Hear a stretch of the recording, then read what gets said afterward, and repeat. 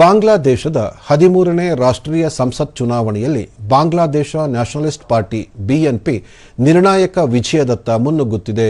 ಇಂದು ಬೆಳಗಿನವರೆಗೆ ಮತ ಎಣಿಕೆ ಪ್ರಕಾರ ಒಟ್ಟು 299 ಸಂಸದೀಯ ಸ್ಥಾನಗಳ ಪೈಕಿ ಬಿಎನ್ಪಿ ಈಗಾಗಲೇ 208 ಸ್ಥಾನಗಳಲ್ಲಿ ಮುನ್ನಡೆ ಸಾಧಿಸಿದೆ. ಬಿಎನ್ಪಿ ನೇತೃತ್ವ ವಹಿಸಿರುವ ತಾರಿಕ್ ರೆಹಮಾನ್ ಮತ್ತು ಮಿರ್ಜಾ ಫಕ್ರುಲ್ ಸೇರಿದಂತೆ ಪಕ್ಷದ ಪ್ರಮುಖ ನಾಯಕರು ತಮ್ಮ ಕ್ಷೇತ್ರಗಳಲ್ಲಿ ಜಯಬೇರಿ ಬಾರಿಸಿದ್ದಾರೆ. ಚುನಾವಣಾ ಆಯೋಗವು ಇನ್ನು ಅಂತಿಮ ಫಲಿತಾಂಶಗಳನ್ನು ಅಧಿಕೃತವಾಗಿ ಪ್ರಕಟಿಸಬೇಕಿದೆ. ಸಂಸತ್ತಿನ ಮತದಾನದ ಜೊತೆಗೆ ಉದ್ದೇಶಿತ ಜುಲೈ ಚಾರ್ಟರ್ ಸುಧಾರಣೆಗಳ ಕುರಿತಾದ ಜನಾಭಿಪ್ರಾಯ ಸಂಗ್ರಹದ ಮತ ಎಣಿಕೆಯೂ ನಡೆಯುತ್ತಿದೆ.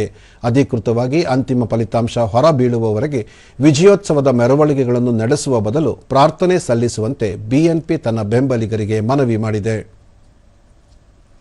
ಬಾಂಗ್ಲಾದೇಶ ಚುನಾವಣೆ ಕುರಿತು ಪ್ರತಿಕ್ರಿಯಿಸಿರುವ ಪ್ರಧಾನಿ ನರೇಂದ್ರ ಮೋದಿ, ಸಂಸತ್ ಚುನಾವಣೆಯಲ್ಲಿ ಬಿಎನ್ಪಿಯನ್ನು ನಿರ್ಣಾಯಕ ಗೆಲುವಿನತ್ತ ಕೊಂಡೊಯ್ದಿರುವ ತಾರಿಕ್ ರೆಹಮಾನ್ ರವರಿಗೆ ಅಭಿನಂದನೆ ಸಲ್ಲಿಸಿದ್ದಾರೆ. ಈ ಗೆಲುವು ಬಾಂಗ್ಲಾದೇಶದ ಜನರು ನಿಮ್ಮ ನಾಯಕತ್ವದ ಮೇಲೆ ಇಟ್ಟಿರುವ ನಂಬಿಕೆ ಮತ್ತು ಭರವಸೆಯನ್ನು ತೋರಿಸುತ್ತದೆ.